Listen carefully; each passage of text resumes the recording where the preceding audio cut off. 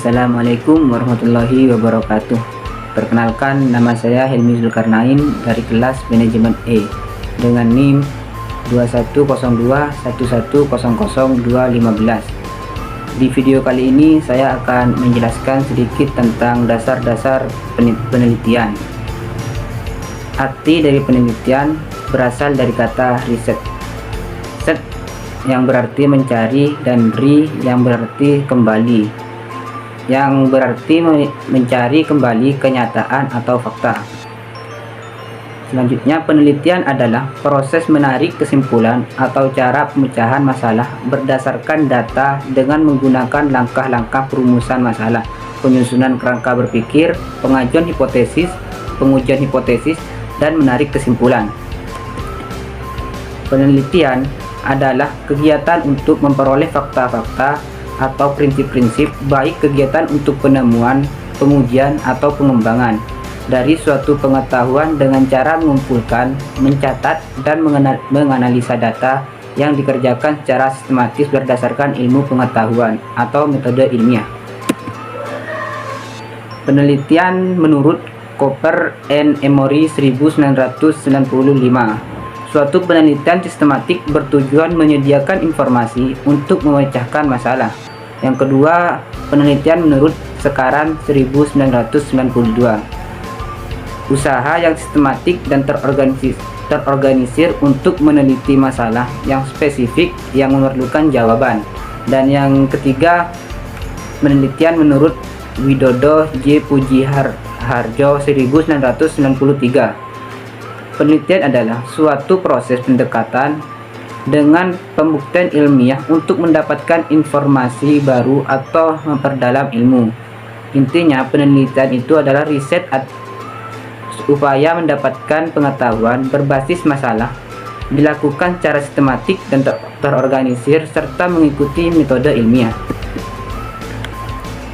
Selanjutnya, pengertian metode ilmiah. Metode ilmiah adalah suatu prosedur atau cara mengetahui sesuatu yang mempunyai langkah-langkah yang sistematis. Metode ilmiah terdapat pendekatan logis, objektif, dan sistematik dalam menyelidiki fenomena atau menyelesaikan suatu masalah.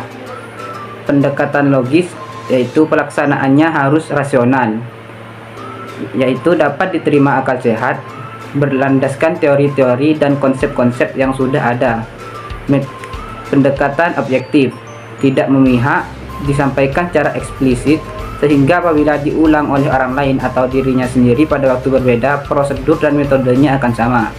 Dan yang ketiga, pendekatan sistematik, yaitu runtun mulai dari awal sampai akhir sesuai dengan prosedur dan metode yang telah ditetapkan dan dipilih. Selanjutnya, tujuan penelitian. Penelitian bertujuan untuk menemukan fakta, prinsip, produk yang baru dari suatu pengetahuan atau eksploratif. Yang kedua, menguji kebenaran atas fakta, prinsip, produk dari suatu pengetahuan yang sudah ada, verifikatif. Dan yang terakhir, mengembangkan fakta, prinsip, produk dari suatu pengetahuan yang sudah ada atau development. Selanjutnya, tujuan penelitian. Pengertian tujuan penelitian merupakan suatu usaha yang sistematis dan terorganisir untuk menyelidiki masalah tertentu yang memerlukan jawaban.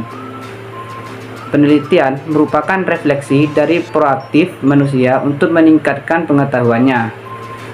Yang kedua, dorongan manusia untuk menjawab pertanyaan dan memecahkan masalah. Selanjutnya, daur hidup penelitian. Terdapat tiga, yaitu yang pertama eksploratif, yang kedua verifikatif, dan yang ketiga development. Penelitian merupakan suatu proses yang tidak pernah berhenti. Contoh seperti sepeda manual engkol, sepeda motor eksploratif.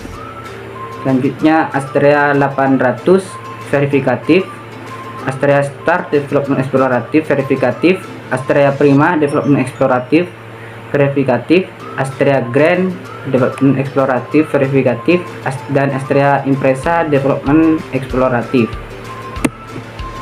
Selanjutnya, macam-macam penelitian. Menurut tujuannya, macam-macam penelitian terdapat 3, yaitu yang pertama penelitian eksploratif, yang kedua penelitian verifikatif, dan yang ketiga penelitian development. Dan macam-macam penelitian menurut prosesnya. Yang pertama penelitian dokumenter, dan yang kedua penelitian eksperimen. Selanjutnya menurut taraf kesimpulan. Yang pertama penelitian deskriptif, yaitu penelitian yang bertujuan untuk mendapatkan gambaran yang benar mengenai suatu objek. Dan yang kedua penelitian analisis, yaitu penelitian yang bertujuan untuk menguji kebenaran dari suatu pendapat. Selanjutnya menurut tempatnya terdapat 3, yaitu yang pertama penelitian laboratorium, yang kedua penelitian perpustakaan, dan yang ketiga penelitian lapangan. Yang selanjutnya menurut pemakaiannya, yang pertama penelitian murni, yang kedua penelitian terapan, dan selanjutnya menurut metode pendekatan. Yang pertama penelitian kuantitatif, dan yang kedua penelitian kualitatif. Selanjutnya kebutuhan dasar penelitian atau bersifat teknik. Yang pertama kemampuan keilmuan. Peneliti mempunyai kemampuan di bidang ilmu tertentu. Yang kedua masalah. Peneliti mempunyai permasalahan yang akan diteliti. Dan yang ketiga sumber daya pendukung. Peneliti mempunyai cukup sumber daya pendukung, biaya, seperti biaya, tenaga, waktu, dan sarana. Selanjutnya metode penelitian. Peneliti mampu memilih atau menggunakan metodologi penelitian yang tepat. Jenis dan sumber data. Yang kedua sampling. Yang ketiga metode dan alat pengumpulan data. Yang keempat metode analisis data. Selanjutnya sifat penelitian. Yang pertama, penelitian harus berkisar di masalah yang ingin dipecahkan. Yang kedua, penelitian harus mendukung unsur orisinilitas. Yang ketiga, harus didasarkan pada pandangan ingin tahu. Yang keempat, harus berdasarkan pada asumsi bahwa suatu fenomena mempunyai hukum. Yang kelima, untuk menemukan generalisasi. Yang keenam, studi tentang sebab akibat. Yang ketujuh, menggunakan pengukuran yang akurat. Dan yang delapan, menggunakan teknik yang secara sadar diketahui. Selanjutnya etika penelitian. Selain didasarkan pada kaidah-kaidah ilmiah, pelaksanaan penelitian harus mengikuti etika penelitian. Etika penelitian berkaitan dengan norma-norma. Yang pertama, norma sopan santun. Peneliti memperhatikan konvensi dan kebiasaan dalam tatanan di masyarakat. Dan yang kedua, norma hukum. Bila terjadi pelanggaran, maka peneliti akan dikenakan sanksi. Dan yang ketiga, norma moral. Peneliti mempunyai etikat dan kesadaran yang baik dan jujur dalam penelitian. Yang ketiga, contoh pelanggaran etika penelitian. Yang pertama, pengubahan data atau informasi, manipulasi data atau informasi, dan yang kedua penyalahgunaan data atau informasi, dan yang ketiga pengakuan dan penggunaan data atau informasi tanpa izin. Yang keempat, publikasi hasil penelitian tanpa izin, dan yang kelima tidak merahasiakan sumber data yang semestinya dirahasiakan. Dan yang keenam, tidak menghormati responden. Yang ketujuh, menjiplak hasil penelitian orang lain tanpa izin atau plagiat. Yang kedelapan, tidak menyusun laporan hasil penelitian. Selanjutnya faktual, bekerja berdasarkan fakta. Dan yang kedua, terbuka, bersedia menerima masukan dari orang lain, bersedia diuji kebenaran hasil penelitiannya oleh orang lain. Cukup itu yang bisa saya sampaikan dalam video kali ini, kurang lebihnya mohon maaf. Wassalamualaikum warahmatullahi wabarakatuh.